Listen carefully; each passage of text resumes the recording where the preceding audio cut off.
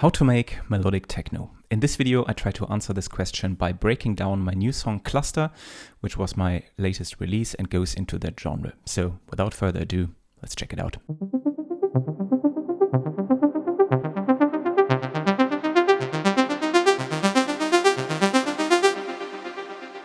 All right, so let's take a look what I used to produce Cluster.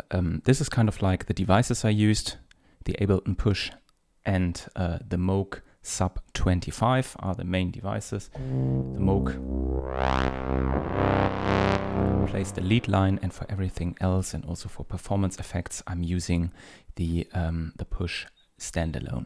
But to really get a good idea of what's going on here, let's have a look into the Ableton project. So this is basically the structure of the song, and this is how I structure all of my songs. I have 8 different groups that are, by the way, then also reflected here on the push. So we have kind of like kick, bass, snare, hi-hats, percussions, then the Moog, and then some software synths and some samples. And you can see that here actually reflected here as well. Kick, bass, snare, hi-hats, percussion, the Moogs, and so on. Let's start with the kick drum, or basically the low end foundation, which sounds like this.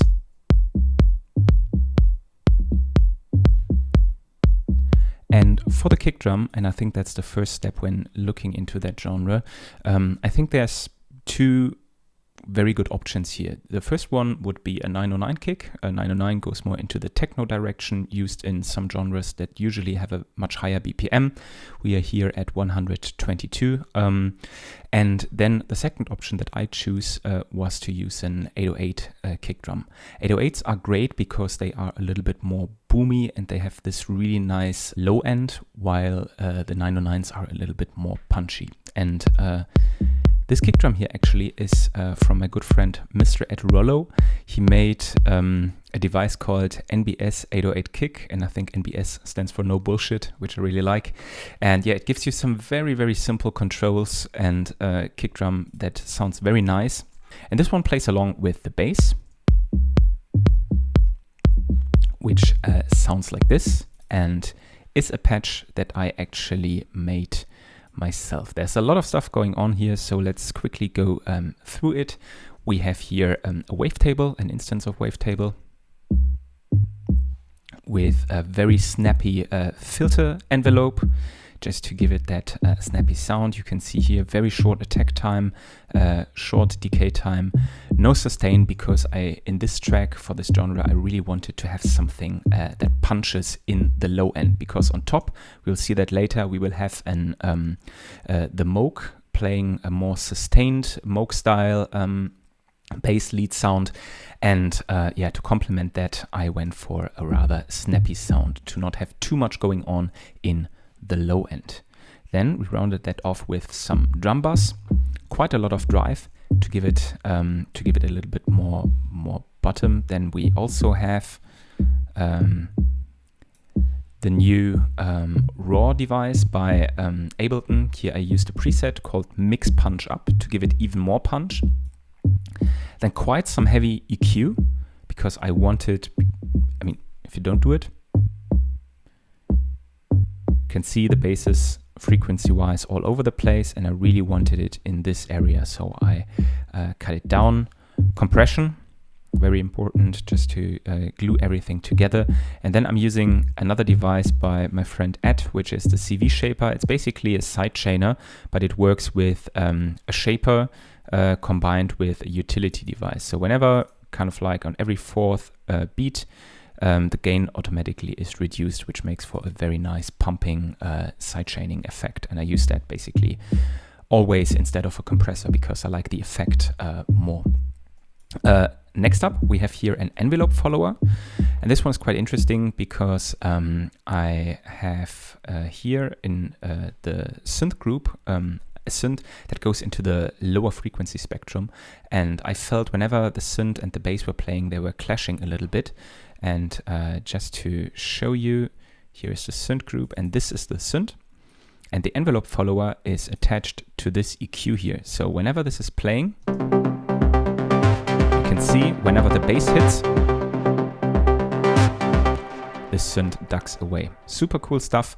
Ableton unfortunately doesn't have a dynamic EQ with sidechain options, so you need to have this kind of workaround to make that happen. But it works great with an envelope follower that you then just attach to the frequency band of your equalizer that you want to use it on. Okay, next up we have the snare. Sounds like this. And also here, nothing too fancy. We have two samples layered on top of each other. The first one is this one here. And then this one here. And they both kind of like, make for the snare sound that I'm using. Processing wise, not too much stuff going on. A little bit of an EQ here, shaving off the low end and a little bit of the high end. Then we have another drum bass just to give it a little bit of extra crunch and punch. You can already hear it without. And this is with. So a lot of crunch and a lot of drive added here, just to make the sound stand out a little bit more. And then I'm just using a slight tip of drums room. It's a preset from an Ableton reverb and I really like it. You can see here actually the dry wet is quite low, but still this is without. Very dry sound. And now I switch it on. It just adds a little bit of room, but really, makes the sound work better in the mix. Cool, that's it for snares. Let's move on to the hi-hats. A lot of stuff going on. Let's start with the closed hi-hat, which is actually a sample from a preset pack from Production Music Live. They have some amazing presets and I use a lot of their stuff all the time in my productions. Again, here we have the sidechain shaper. That would be without it, very static. And this now makes it pump to the kick drum. Then again, some drums room, same as on the snare drum, so that it makes or that it sounds like they are actually in the same room. Then again, some glue compression. And then here I'm using a very cool device I really like. It's called the high frequency limiter from GM Audio. It's actually something that tames a little bit of your higher frequencies and reduces the harshness of the sounds. So basically, when you have it running, you can actually see it here that the sounds are being a little bit reduced. Just a slight bit of gain reduction. Without it, the sound is a little bit harsher, and with it, it just keeps it a little bit more under control. Then we also have an EQ just to roll off all the low-end information that we don't need. And this is our first hi-hat. And it gets doubled, especially in the later parts of the song, by this shaker loop here. This is a shaker loop I recorded myself. So it's from my track Ease, and it's just an egg shaker that I recorded actually in this microphone here, that I here processed a little bit further. Again, some ducking. Then we have again the high frequency limiter, and then another EQ to shave that off. We have here the open hi-hat, which again comes from a Production Music Live preset pack. It's also two hi-hats layered on top of each other. The first one actually is this one here from the preset pack, and then the other one is this one here, which is something, a sound I did by myself. It's from also again from my track Ease, the open hi-hat, which I then here processed a little bit further. And let's maybe quickly have a listen to what's going on here, because I found the most interesting part probably about this hi-hat is this vocoder here. That's something I like to do a lot, actually, using vocoders on hi-hats, because it gives them a little bit of a, kind of like nicer sound, and you have a lot of options actually to shape that. So this is how it would sound without, and this is with And then you have all of these controls here that you can kind of like then decide how you basically want to have the sound. Kind of like bring the formant up or bring it down, make the sound darker. You can then also kind of like play around with the attack or with the release. So yeah, a lot of different options that you can play around with here, and it's actually a super nice device to use on to use on hi-hats. I can highly recommend that. Just throw it on your hi-hats, play around with it, and you'll be amazed how great you can shape the sound. And you can still then decide here how much you want the sound to be affected. Here I went quite heavily for around 80, but yeah, you can also do it a little bit more subtle, of course. All right, next up, percussions. Let's see what's going on here.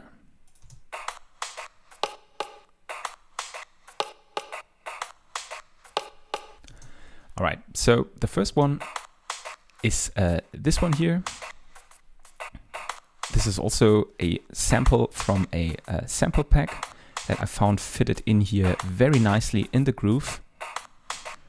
Let's have it play together with all the other stuff.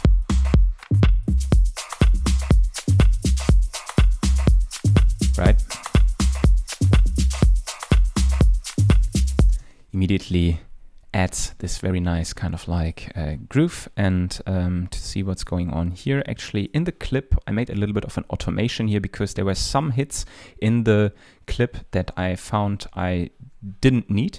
So then what I always like to do is to go into the clip automation here and use the gain, and then just put the gain at 0%, so that then basically these hits are not playing, so that I only from this loop have the information that I need. You can also see here I slightly pitched it down because I found it matched the vibe of the track way better this way.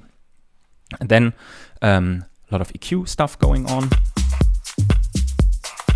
Basically, this is what it would sound like without EQ. You can hear a lot of low end going on, but I basically just needed this high end. Compression. Then again, we have the a reverb here. Here I went for the convolution reverb, the drums in a close set preset, because I found it sounded really nice on this one.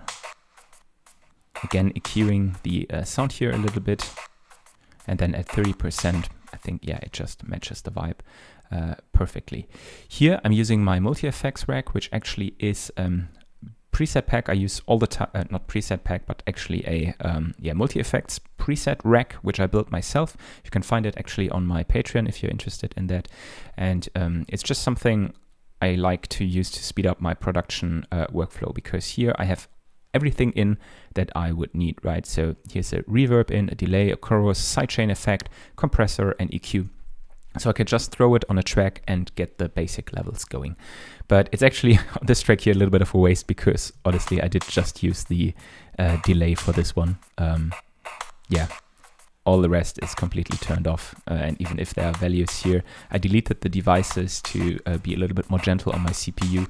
So it's it's just a delay. So you could also honestly just use this delay plugin here at 20%. But I started playing around with the stuff, and then in the end just decided to stick to the delay and then left the rest on here. That's kind of like sometimes how you go about producing, right? Okay. Now we have here some high frequency limiting going on again, because I found this sound was a little bit too harsh. So I cut off a little bit. And then here we have another clipper. This is basically just a standard clipper. It's called Clipper Me. I think it's also free. And I just use it to clip off a little bit of the audio. You can see it here, all these red lines, right? They are being clipped off a little bit just to keep my levels under control. I like to use clippers a lot on my percussions, mainly to keep my levels really in control. I prefer clippers over limiters because clippers also add some nice overtones. In the end, it's just another way of saturation, right? So all of that works really good. And then of course we have the drums room again, without quite dry. just gives it a little bit more nicer room. And then of course, high level of side chaining. This is without it. And this is with it, right? Pumping here very nicely together with the kick drum. Then we have this clicky percussion here going on. I think you can mainly hear it here in the outro. It sounds like this. And just adds a very nice groove to the sound. Also a little bit of delay on it here, ping pong delay, just to make it spread in the stereo field. This is what it sounds without delay. With delay, it gets this really nice rhythmic drive, and you can hear it here actually in the outro. Slightly in the background, adding movement.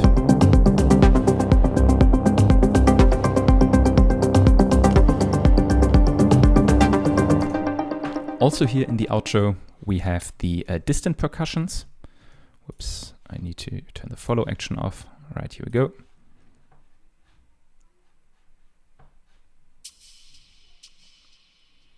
You can already hear it.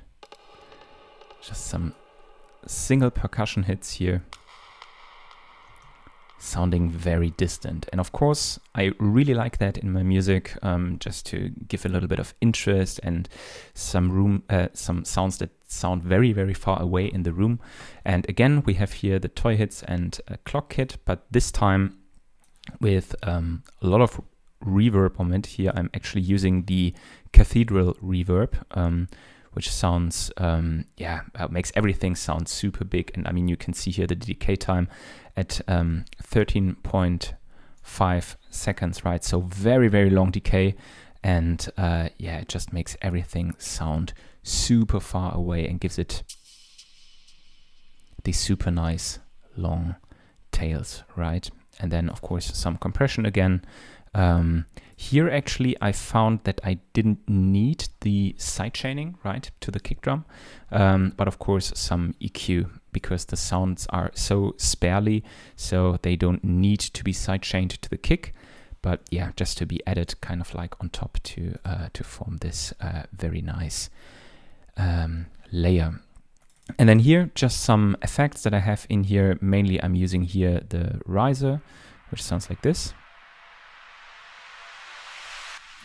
This sound actually is quite interesting because, and this is also a tip I can give you, when working with risers, I used to just use sounds from any preset packs or just use some reversed cymbals and stuff like that.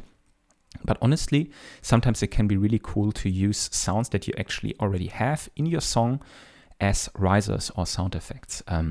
So here you can actually see here that this is called Riser Cluster Moog C. And basically what I did is here with my Moog, I just recorded this Moog with the filter all the way open, added some noise because this Moog here has a noise oscillator, so you can add noise. And then I just recorded a sound of that with a lot of reverb, reversed it, and then used it here as a riser. And I find this always fits more to the song because it comes from a sound that already is in your production, but you just shaped it to be to be used in that purpose, right? To be used as a riser. Really nice sound. And yeah, all in all together now, everything, if we just activate all of the groups, the drums sound like this in the outro.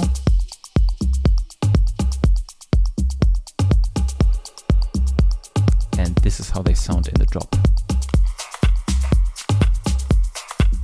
Way more driving, right?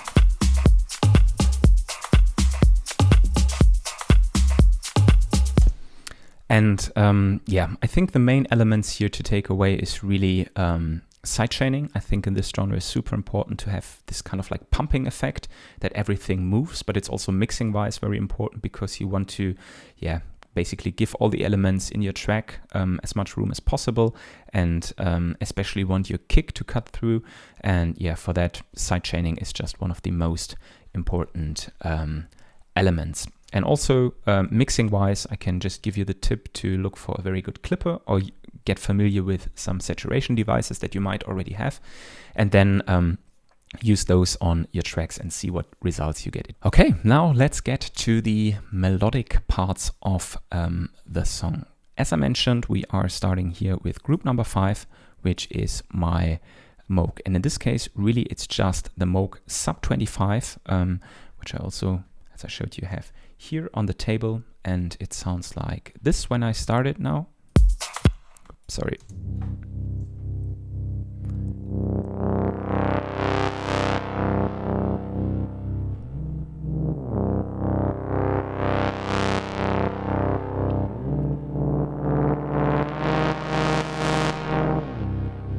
All right, so what's going on here? First of all, I have to say performance-wise, the Moog is my main performance tool here. I also do a lot of performance effects on the Push standalone, but basically the Moog is where I have my outboard synth just to perform stuff.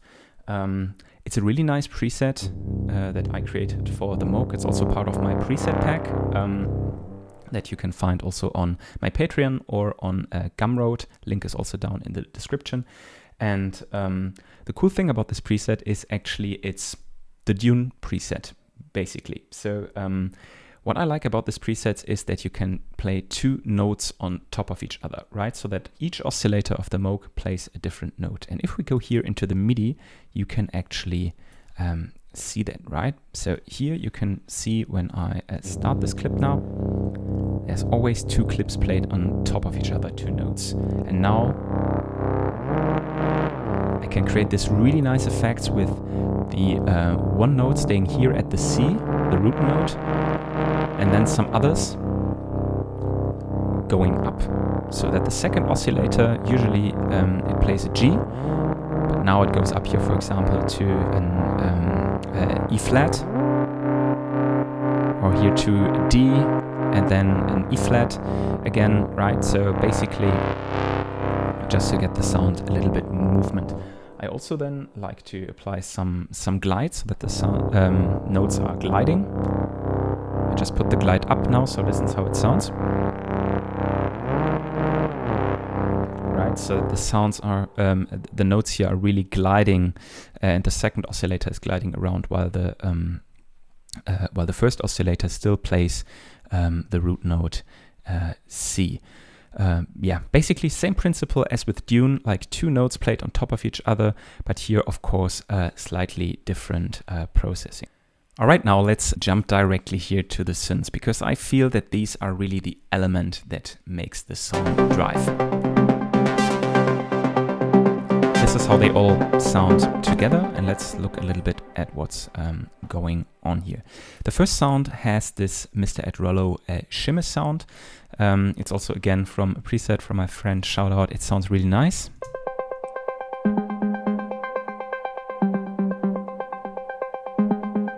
But of course it's also heavily processed here, right? We are using again the analog synth, and then we have here the filter delay, followed by a reverb and a hybrid reverb, just basically to give the sound again room and kind of like not make it sound too dry.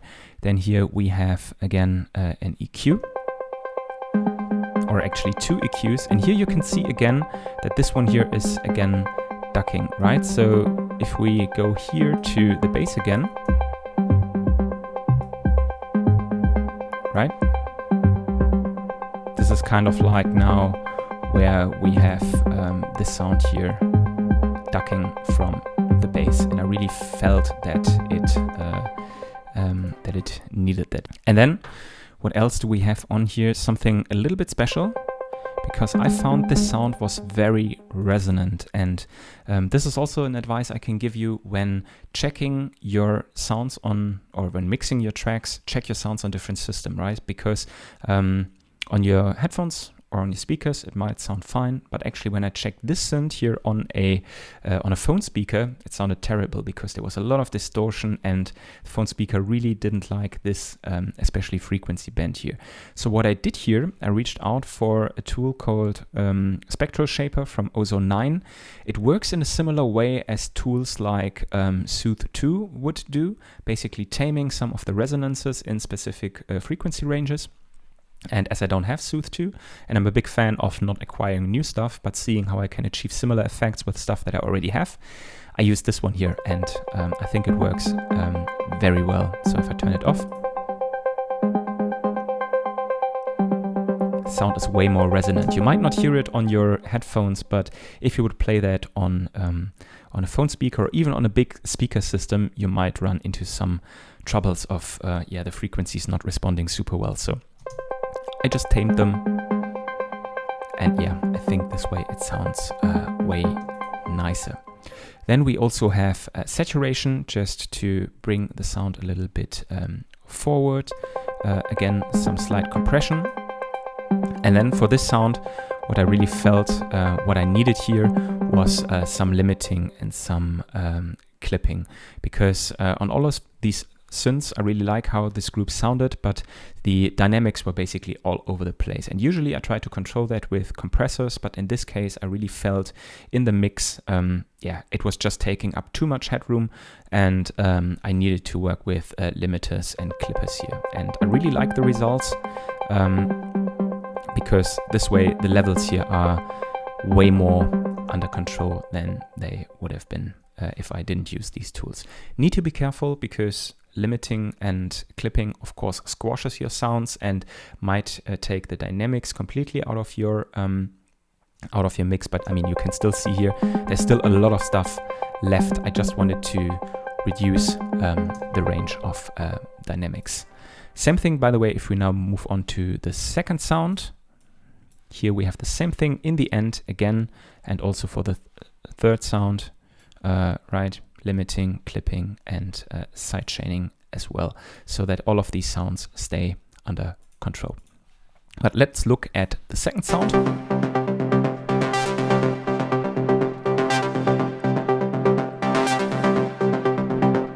Sounds like this. Really like this sound. It's also a preset I made by myself.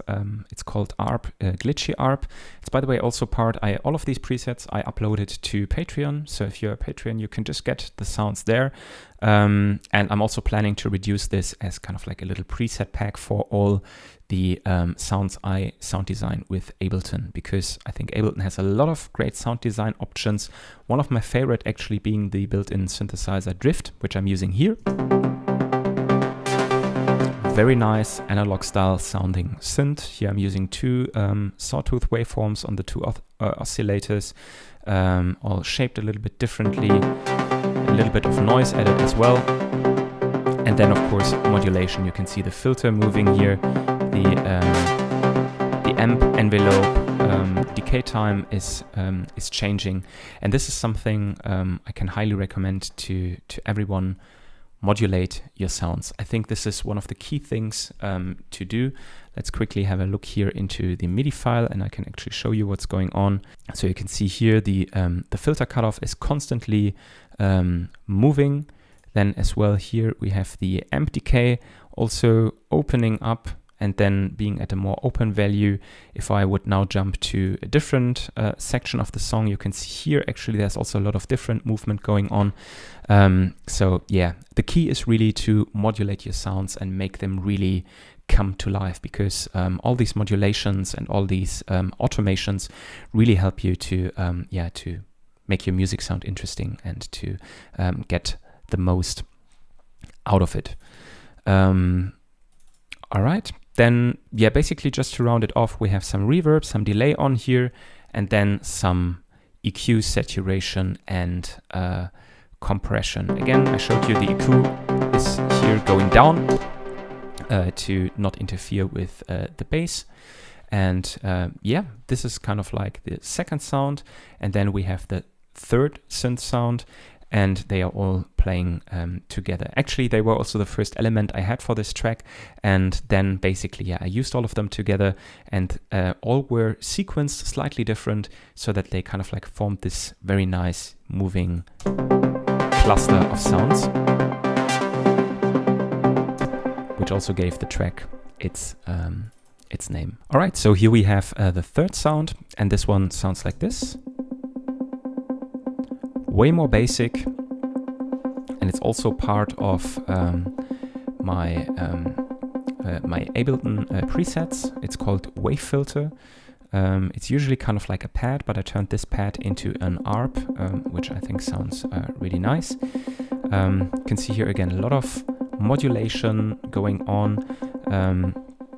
The basically envelope here on modulating here the wave shape of the oscillators, the filter moving, also a filter envelope is applied, so a lot of movement again here on the sound, rounded off by delay and filter delay for all of these nice delay sounds in the background. And then again we have the channel EQ, saturation and compression, and then of course limiting, as I explained earlier. And then all together I think these sounds just form this really nice cluster of sounds.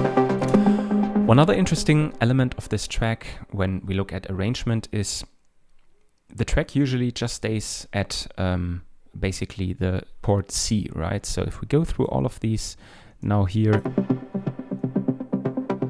you can see sounds are changing, but it's always kind of like the same chord that it's played, right? So all the interest the song is basically having is really from the modulation of sounds. But I felt that in the build we needed to break out, right? I needed a chord progression. So actually what happens here in the build, if we now look at the MIDI, you can actually see here that we are now starting a chord progression.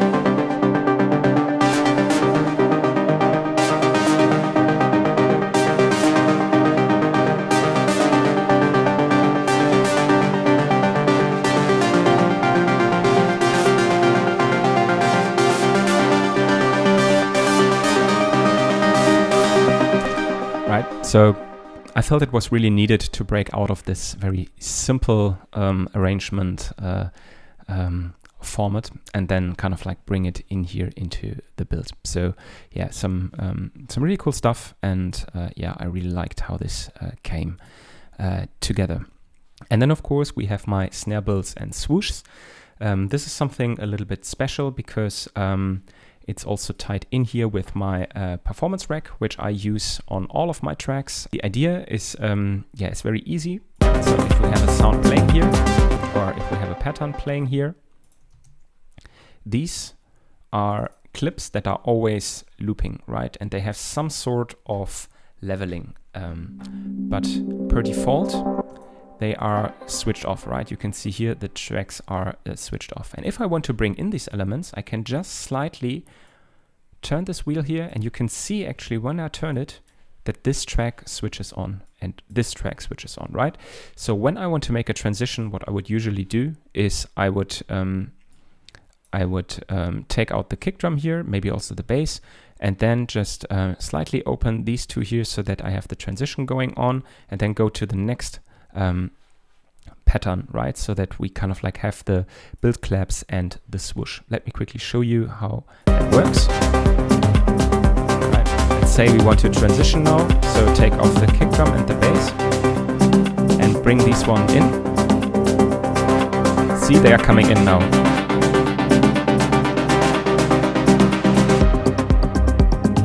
Now I could switch them off, and you can see here these tracks are now deactivated. And the information here was coming back, right? So the sounds are constantly playing in the background, but due to the fact that the clips are, or the tracks are muted, you can't hear them only when I want them to be heard, which is very cool. And yeah, that's kind of like my song cluster. I really like about this song that it, I think, sounds very nice. It's the first time also that mixing-wise I was very happy with the song. I put a lot of work into this, and yeah, I really enjoyed how it turned out. And yeah, that was a little bit of a longer video, a little bit of a deep dive again. I hope you appreciate these sorts of videos. Yeah, if it was useful, I would really appreciate thumbs up or a sub to the channel, always helps. And yeah, if you want to see more videos like that or any other ideas, just drop them down in the comments. Also some tips that you have for producing minimal techno or related genres. I would always love to hear them, as I'm constantly looking for improvement also in my own workflow. And yeah, thank you so much for watching. Have an amazing day and see you again soon. Peace.